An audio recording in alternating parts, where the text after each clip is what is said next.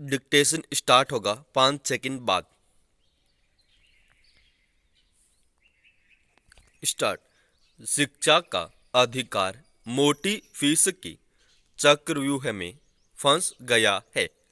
सरकारी स्कूलों में अच्छी शिक्षा नहीं है और निजी में ऊंची फीस।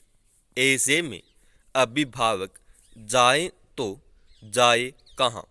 देश के लगभग सभी राज्यों में निजी स्कूलों और पालकों के बीच द्वंद्व और विवाद जारी है।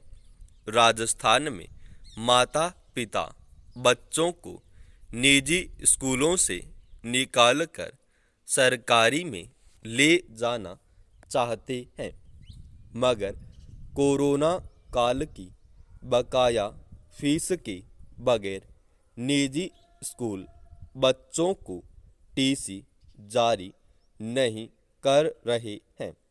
वहीं इसी समस्या को देखते हुए दिल्ली सरकार ने ऐलान कर दिया है कि बगैर टीसी के भी सरकारी स्कूलों में प्रवेश दे दिया जाएगा। मध्य प्रदेश जैसे राज्यों में स्थिति गंभीर है, क्योंकि सरकारी स्कूल दुर्दशा का शिकार हैं। ऐसे में अभिभावक निजी स्कूलों से फीस माफ करवाने या कम करवाने की जंग लड़ रहे हैं। कहने को शिक्षा का अधिकार आरटीई लागू कर दिया गया है, मगर वर्तमान काल में यह अधिकार बच्चों को दिला पाना कठिनतम हो गया है। फिर से मध्य प्रदेश की बात करें तो पता चलता है कि इस सत्र में आरटीई की लॉटरी में 1,43,000 सीटें खाली रह गई हैं। अन्य राज्यों में भी स्थिति बहुत अच्छी नहीं है।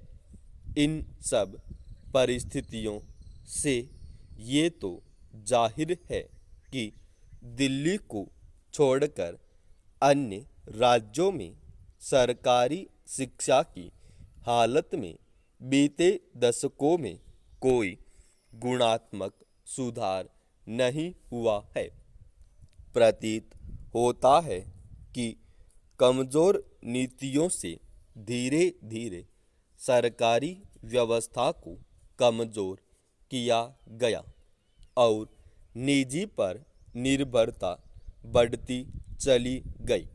अफसोसजनक यह भी है कि निजी स्कूलों में भी बहुत कम प्रतिशत ही ऐसे हैं जिनकी शिक्षा का स्तर बेहतर है। गांव-गांव और गली-गली में कुकुरमुत्ते जैसे उड़ आए। निजी स्कूलों में न तो अच्छे शिक्षक हैं और न ही कोई सुदृढ़ आधारभूत ढांचा। ऐसे में सबसे बड़ा प्रश्न चिन्ह बच्चों के भविष्य पर लगता जा रहा है। वे क्या पढ़ रहे हैं और क्या गढ़ेंगे, ये कोई विद्यालयों का भी कायाकल्प किया जाए। यह सुनिश्चित करना ही होगा कि नए दौर की शिक्षा हर बच्चे को सुलभ हो।